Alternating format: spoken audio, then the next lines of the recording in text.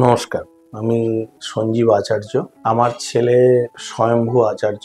ওর এখন 1.5 বছর plus age. ও গত 15 তারিখ রাত্রি 9:30-10টার সময় দরজার ফাঁকে আঙ্গুল দিয়ে দিয়েছিল এবং সাডেনলি দরজা বন্ধ হয়ে যাওয়াতে ওর আঙুলগুলো খুব হ্যাভিলি স্ম্যাশড হয়। এবং ওই ঘটনার পর আমরা উত্তর বাক্সারায় থাকি, সেখান থেকে আমরা এই নারায়ণা মাল্টি স্পেশালিটি হসপিটালে ইমার্জেন্সি ডিপার্টমেন্টে আসি এবং সেখানে ডক্টররা সবাই চেক আপ করার পর ওর ইনস্ট্যান্ট এক্স-রে হয় এবং সমস্ত রিপোর্ট দেখার পর অর্থোপেডিক ডক্টররা দেখেন এবং ওনারাই সাজেস্ট করেন যে প্লাস্টিক সার্জেন্টের সঙ্গে কনসাল্ট করতে। এবং সেই সময় নেক্সট দিন আমরা ডক্টর সব্যসাচী স্যারের সাথে দেখা করি এবং সেটা হসপিটাল থেকেই অ্যারেঞ্জ করে দেওয়া হয় আমাদেরকে।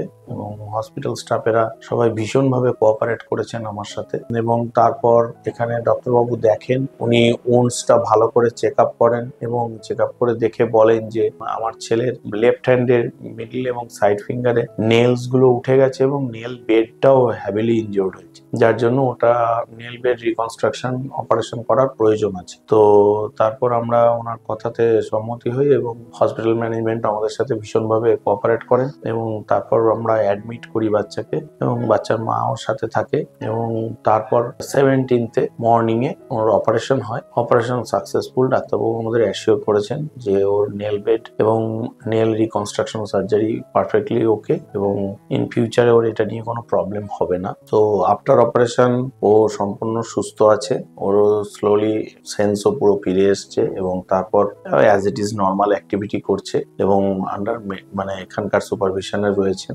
ম্যাডামদের সুপারভিশনে। তো আজকে ডিসচার্জ করবে। তো এই সামগ্রিক ঘটনায় আমি আমার এই হসপিটাল কর্তৃপক্ষকে, ডক্টরবাবুকে, সবাইকে অসংখ্য ধন্যবাদ যে আপনাদের সকলের সহযোগিতায় আমার ছেলে সুস্থ হয়ে উঠছে। আমাদের ছোট্ট পেশেন্ট আমাদের কাছে এসেছিলেন। ওর খেলতে গিয়ে হঠাৎ করে দরজায় আঙুলটা চিপে যায়, ব্যথা তো খুবই পায়। তারপরে বোঝা যায় যে নোকটা বোধহয় উপড়ে গেছে। এবার নখের যে অ্যানাটমি হয় সেটা যদি আপনি দেখেন, তো আমরা যে নোকটা দেখতে পাই সেটাকে নেল প্লেট বলে। নেল প্লেটের নিচে যে চামড়াটা থাকে, জানবেন খুব ব্যথা হয় নোকটা যদি ভেঙে যায় বা লেগে যায় কোনো জায়গায়, সেটাকে নেল বেড বলে। আর নখের যে প্রক্সিমাল অংশ সেখানে থাকে germinal matrix and sterile matrix.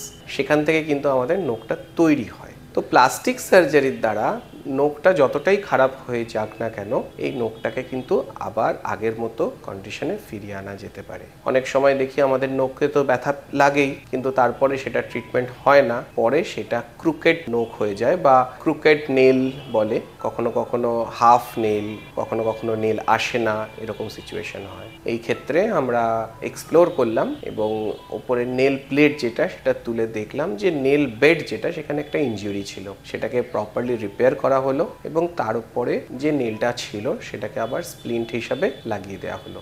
নতুন নেল আবার এসে যাবে এবং পেশেন্ট ভালো আছে, সুস্থ আছে। Thank you.